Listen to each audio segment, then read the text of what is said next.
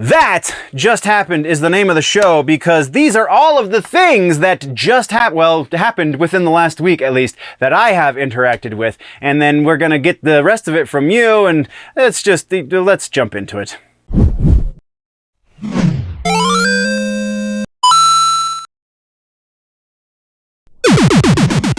So, like I said, That Just Happened is the name of the show. This is where we talk about the things that we have interacted with over the course of the last week since we last spoke about what just happened. This is kind of my way of doing a review show because I often can't get to content as it's fresh and brand new because I have a day job that I work 40 hours and then I'm trying to do YouTube on top of it for 40 hours. So like I can report the news, but then actually getting out to the movie theater, listening to an entire record, watching a show the week it is released or airs or whatever, that gets to be a little bit difficult. So I can't do a proper review for a thing because by the time I get to the review, it's already irrelevant because there are thousands upon thousands of other people who have done reviews. So the middle ground that we have come to since I am a one-man show is this show. That Just Happened. So that also kind of opens up the floor for everything involved. Anything pop culture related that I interacted with over the course of the last week is what I like to talk about on this show. And then I leave the floor open in the comment section for any of you lovely nerds to join this conversation. And then create a feedback loop. You say what you interacted with, and in the next shout out show, we'll talk about what you interacted with. The next That Just Happened show, then I'll let you know more, and so on and so forth. And around and it goes, and where it stops, only the conversation knows. So, long rambling intro aside, let's talk about the things that did just happen this week. So, we're going to jump right into it, I guess, with the Placebo thing, because that's the first thing that I have in the notes. Placebo is a band that came out in the 90s that has a very interesting frontman. If this were still in the 90s, I would say front person, because I was unaware of how they identified, and so with trying to be as respectful as possible, would have said person, but he has since clarified that he is a he. So, Placebo, continuing on about the vocalist, the frontman. Very artsy type. And I mean that in a kind of empathetical meaning because my experience with artsy types being that they think they are the most amazing thing on the planet and that everything should revolve around them and that their voice, their message should be heard by everyone and the world revolves around them and so on and so forth and all of the idioms in between. So that is my interpretation of who the frontman is for the band Placebo. I was supposed to go see the band Placebo. You watching this might know their giant single. I can't think of the name of the track, but a friend in need's a friend indeed. A friend with weed is better. A friend with breasts and all the rest. A friend who's boxing clever. That song, that's the band Placebo. Apparently they no longer perform that song live, so I was just going to appease the girlfriend. But I still dig their other stuff as well, but I really like that record specifically, and that record is no longer part of their oeuvre. They've gone Radiohead. As far as Radiohead doesn't play Creep anymore. That's how Placebo feels about that record. Anyway, we were headed down. It takes us approximately just under an hour to get down to Denver. And during the car ride down from where we live to Denver, the show was canceled. We did not learn this until we got to the venue, and the venue was blocking the entrance and explaining that we would get a refund within 30 days if we purchased our tickets directly through Ticketmaster Live Nation. So we kind of hung around for a moment listening to the different explanations the different workers were giving to other people who were also uninformed as to the cancellation of the show. The official reason given was sickness in the band, and they decided that they couldn't play that that night. Now, sickness generally, something that is severe enough to stop a performance of that magnitude, because it was a rather large venue. Something that falls in that category, you would assume would be something that they would have known about maybe at least the night before, so we could have gotten an email the morning of and not wasted the gas to go to Denver. That being said, that didn't happen. So our perception of what did happen, because it was mentioned to one of the other patrons that were trying to go to the show, it was mentioned that the cancellation happened round about the time that they were doing the sound check. So, for those of you that don't know, very recently Colorado was kind of covered in smoke, and the surrounding states as well, I believe. Covered in smoke coming from Canada for some reason. I didn't look too far into it, just read the headline that said, it's Canada's fault. So thank you, Linus Tech Tips. I know I made that joke in the regular video this week, but this video is probably going to go up really late, so maybe you haven't seen that. Anyway, so what we assume happened is, because of the smoke and because of the artsy fartsy nature of the vocalist, got up on stage to do sound check and went, oh, I can't breathe. This is why we're not going to play tonight. Notoriously, the band Placebo, at the very least the lead singer, very likely though the entire band, does not like being in the States. They do not have an appreciation for this country. To each their own, kind of is what it is. But, you know, if you want to make money in the music industry, you kind of have to go to the States from time to time, because we spend a lot of money on our music. Especially on the musicking, with a K, the musicking element of music. We like to go see performances and so on and so forth. So, Placebo are from the UK somewhere, or currently reside, I believe, in the UK. And just, they don't come to the States very often. Honestly, the last time they came inland that wasn't a New York or an LA performance or something very closely associated with those two cities was roughly 15 years ago. That might be a little over-exaggerated. It might have been about 10. So somewhere between 10 and 15 years was the last time they came inland into the States. They go to New York with a slight bit more regularity, as well as LA to the same degree, but anything more inland than those states of LA and California doesn't really happen super often. So the last time they were supposed to play specifically in this state was approximately, I want to say it was like 15 years ago. It might have been, again, about 10 years ago. But it too was canceled. So they have not played the state of Colorado in over a decade, in probably closer to 2 decades, if not longer.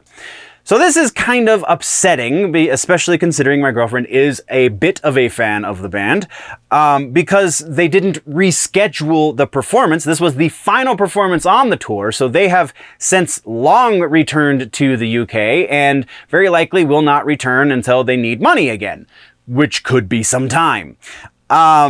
Just super disappointing. We follow a couple of other bands on social media and so on and so forth fairly closely, especially other bands from a similar era, similar sound, kind of similar genre and fan base.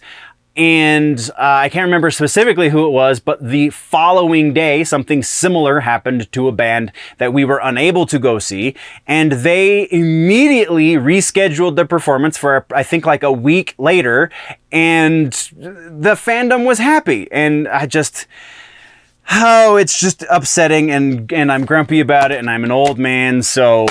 you had to put up with it as well. So yeah, that was my experience with Placebo. Wasn't a complete loss though. We did end up going down to a little jazz club, got a couple of drinks, and listened to an evening of pretty fantastic jazz. Well, pretty good jazz. Last time we were there was fantastic. This time was good, but not great.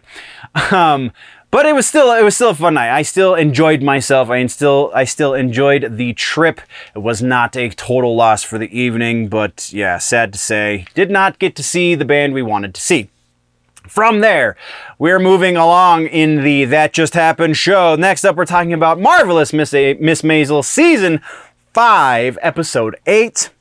This episode, so I was brought to tears one other time so far in the 5-season run of Marvelous Miss Maisel, and it was previously when at the end of season 4, where Maisel and Lenny Bruce are having their little back and forth, and Lenny just kind of lays into Maisel, or Midge, I should say, and just the support and the performance of the actor who plays Lenny Bruce was phenomenal, and just immediately connected with me as the audience.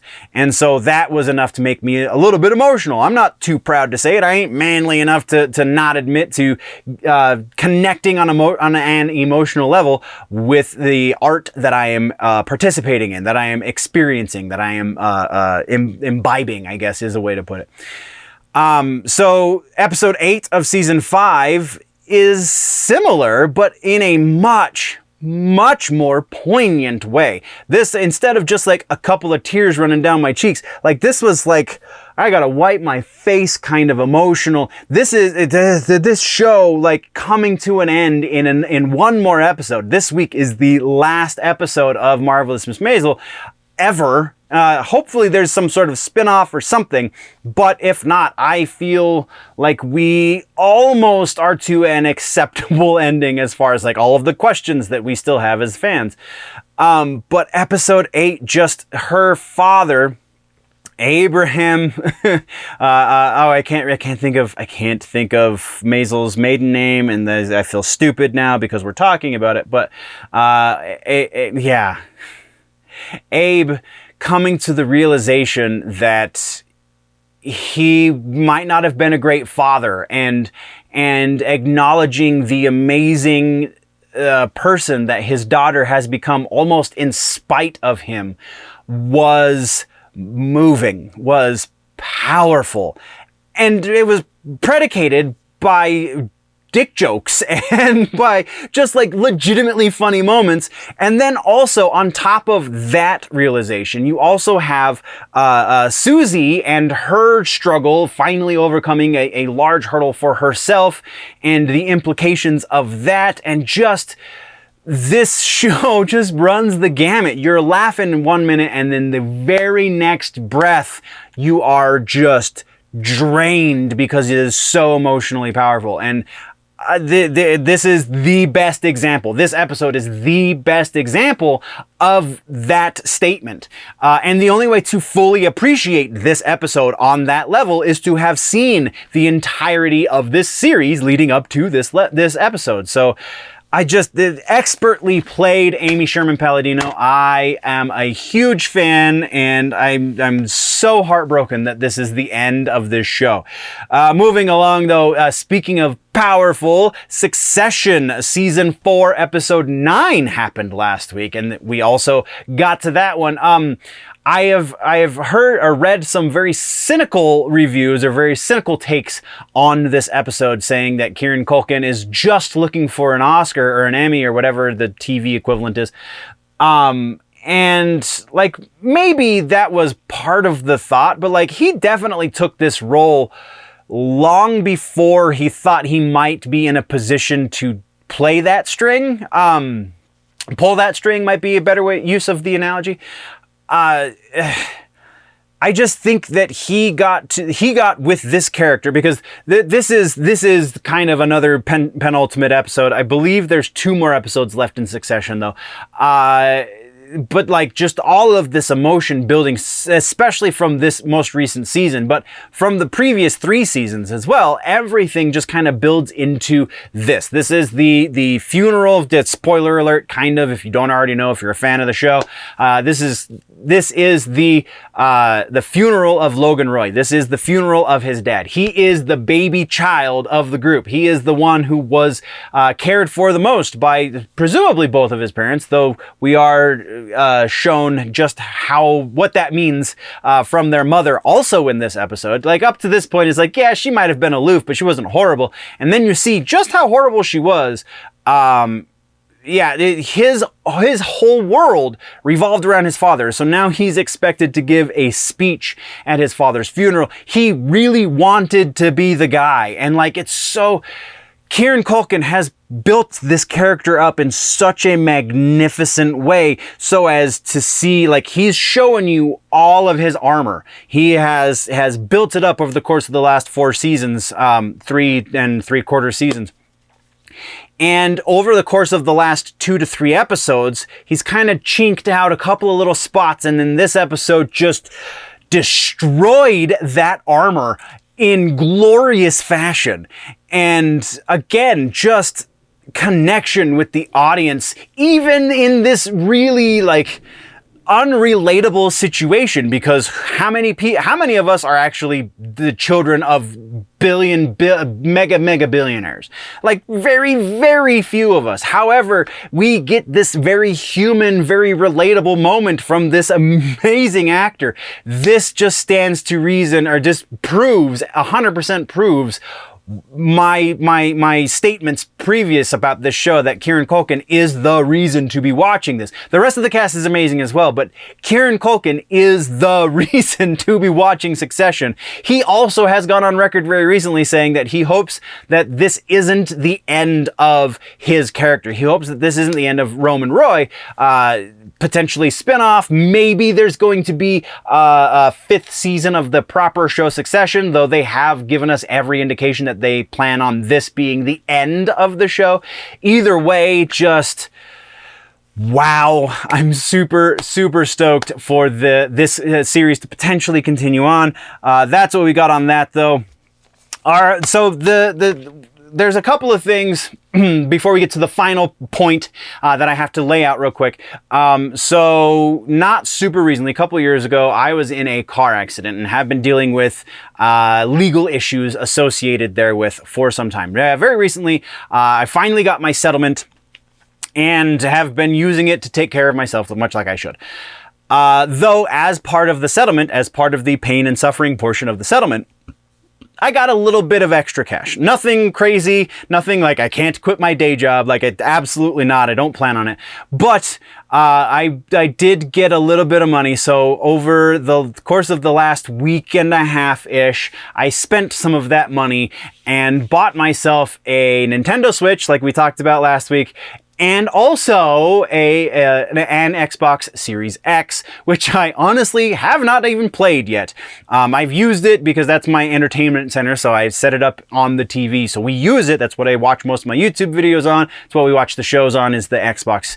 But I have played the crap out of my Nintendo Switch because very specifically I bought Legend of Zelda Tears of the Kingdom, potentially the greatest Zelda game ever made.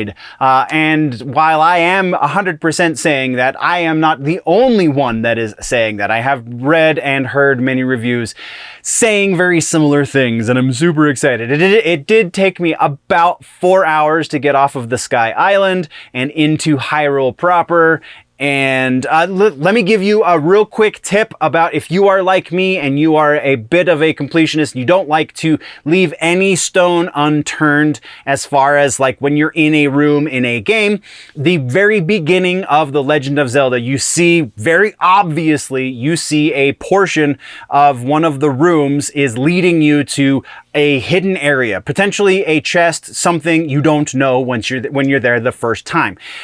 Very specifically, that is just the first time you will be there. You will return to, it's the big room with the 2 turning cogs. You will get back to that room when you have more abilities and you can get up into that little hole in the wall that the cogs are leading you to. Until you get all of your abilities, though, on Sky Island, you will not be able to get in there, so please don't waste your time. I seriously spent about 20 minutes trying to get up there to no avail. I'm naked, effectively. My character is naked, and just trying to climb walls and do whatever I can do to get up there, and it just doesn't happen. So yeah, not gonna happen until you get abilities. Go get the abilities. You will find yourself back in that temple.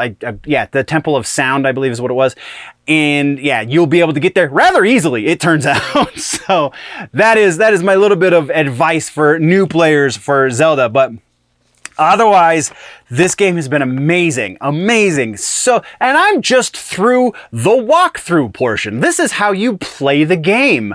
I haven't done anything in Hyrule yet. Like, literally got down into Hyrule, saved my game and turned it off, and haven't been able to get to it since because I've been doing this work as well as the day job work. So yeah, pretty awesome. I've watched a lot of videos about, you know, things to do once you get into Hyrule, but I haven't been able to do any of those things. Also should mention that very recently the game was updated so that the duplicating glitches have all been removed. So if you updated your game within the last couple of days, actually by the time this goes up, if you updated your game about a week ago, then you won't be able to do any of those duplicate what the glitches show you, people show you in the videos on YouTube. Those have all been removed. Unless something new has come out very, very recently, you will not be able to glitch into duplication anything in your inventory. So that being said, I believe that brings us to the end of this show. Oh, I think it should be worth a mention before we get into the tail end of this. I'm kind of just saying this out loud because my ADD works this way, but Patrick Rothfuss has announced a new short story that it exists in the King Killer universe. I don't have any of the details. It was supposed to go in the most recent episode of The Week in Nerddom. I spaced it off when I was doing my research because, woo, shiny. But it will go in there in the next episode. So hopefully by the time you're watching this, we will have talked about it in some detail. Otherwise, thank you very much, nerds, for joining me. That is what just happened for me this week. What happened for you? What did you interact with? Did you play some amazing video games? Did you read a brand new comic book that we've been keeping eyes on the main channel? On the main show, rather. Anything and everything in between. Did you finally see something's movie that we've talked about? Did you finally watch a show that I've been pushing you towards? Maisel, for the last little while. Something along those lines. Let's have that conversation down in the comment section. Let's do the thing. I thank you very much, nerds, for joining me. We will see you in the next one. Before we go, always remember that if it's generally nerdy, it's probably here, and that just happened.